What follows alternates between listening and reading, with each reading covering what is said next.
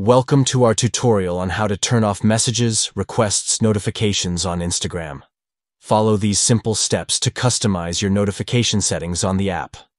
First, open the Instagram app on your Android device.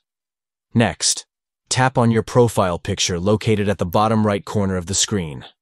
Then, tap on the three horizontal lines at the top right corner to access the menu. From the menu, tap on Notifications and then select Messages from the list of notification options.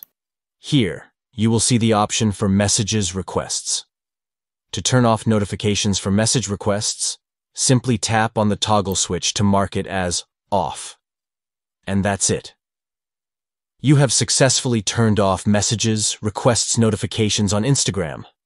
Now you can enjoy a more personalized and streamlined Instagram experience without being constantly bombarded by notifications.